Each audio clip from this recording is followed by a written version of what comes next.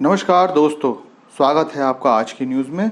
दोस्तों, भारतीय नेवी ने गर्व से हमारा सिर ऊंचा कर दिया।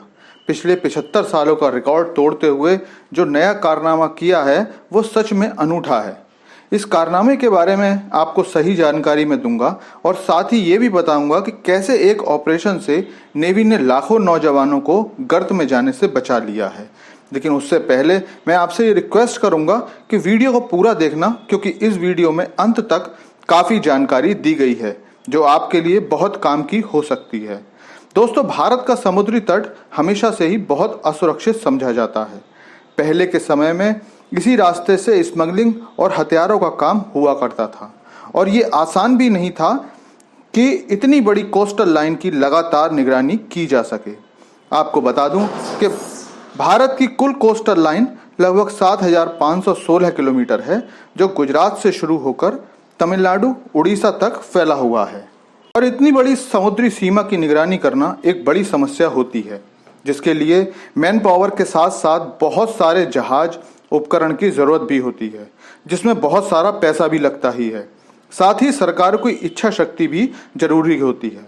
आप जानते ही होंगे कि 2008 का मुंबई अटैक भी जिन लोगों ने किया था वो भी समुद्र के रास्ते ही मुंबई पहुंचे थे, जिसके बाद हिंसा का तांडव मचाया गया था। लेकिन अब पिछले 10 सालों में भारत ने अपनी समुद्री सीमा की निगरानी के लिए बहुत सारा धन इन्वेस्ट किया है, जिससे बहुत सारे जहाज और बोट्स नेवी के पास आ गए हैं। और आज एक बार फिर इस सतर्कता का फायदा हुआ जब भारतीय नौसेना और एनसीबी के जॉइंट ऑपरेशन में लगभग 2500 किलोग्राम नारकोटिक ड्रग्स पकड़ी गई। कहा जा रहा है इस जब्त ड्रग की कीमत खुले बाजार में लगभग 12,000 करोड़ से लेकर 15,000 करोड़ हो सकती है। एनसीबी अधिकारियों के अनुसार ये भारत की अब तक की सबसे बड़ी पकड़ी गई खेप है रुपी वैल्यू में, जो कि किसी अज्ञात स्थान पर ले जाई गई है। 15,000 करोड़ की रकम बहुत बड़ी रकम होती है। कितनी बड़ी, इसके बारे में मैं आपको बताता हूं कि हमारा पड़ोसी पाकिस्तान केवल 1 बिलियन मतलब लगभग 8,000 करोड़ के लिए आईएमएफ के चक्कर लगा रहा है।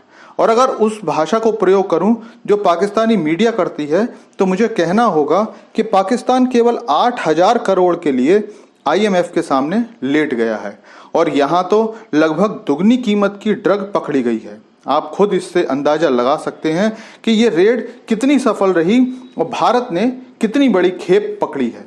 इस ड्रग का नाम मिथाम्फेटामाइन है, जो अपनी उच्च प्योरिटी के साथ लाई जा रही थी।